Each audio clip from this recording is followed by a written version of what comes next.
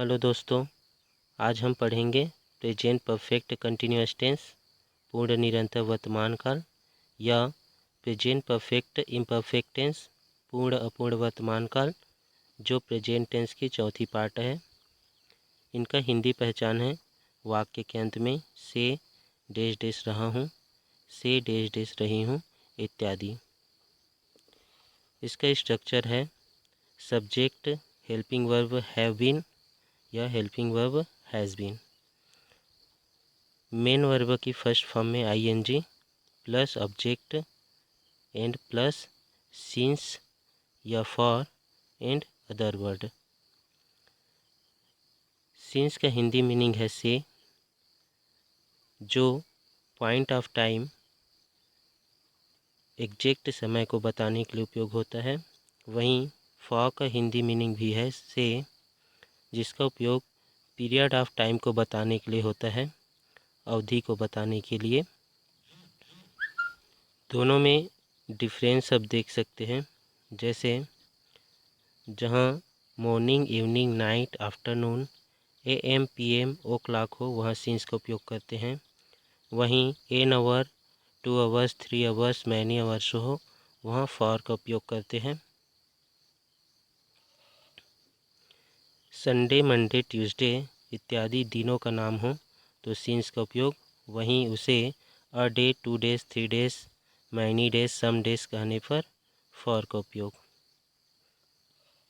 वैसे ही जनवरी, फरवरी इस प्रकार से महीनों का नाम लेने से सिंस का उपयोग, और उसे a month, 2 months, 3 months, many months कहने से फॉर का उपयोग।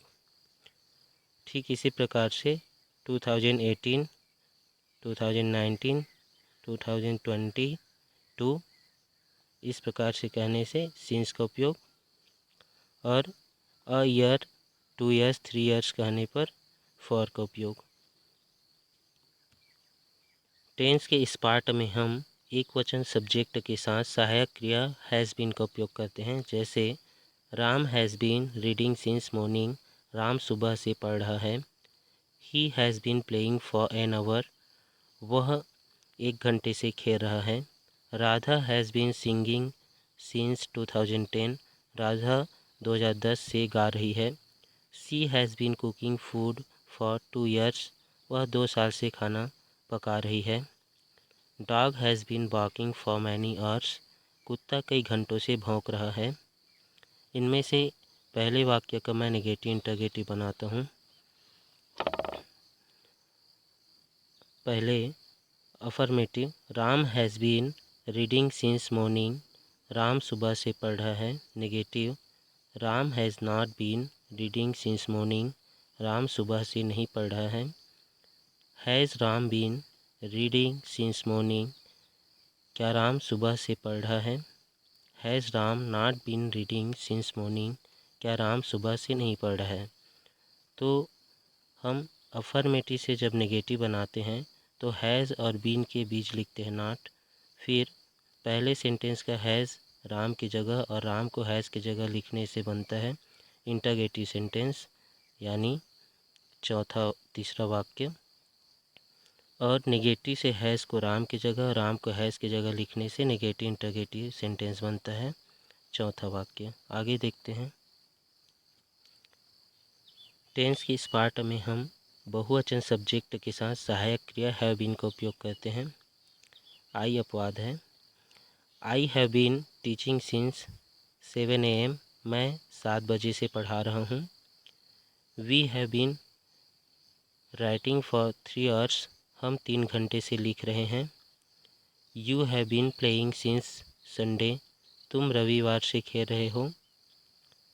दे हैव बीन रनिंग सिंस 2010, वे 2010 से दौड़ रहे हैं, रनिंग कर रहे हैं।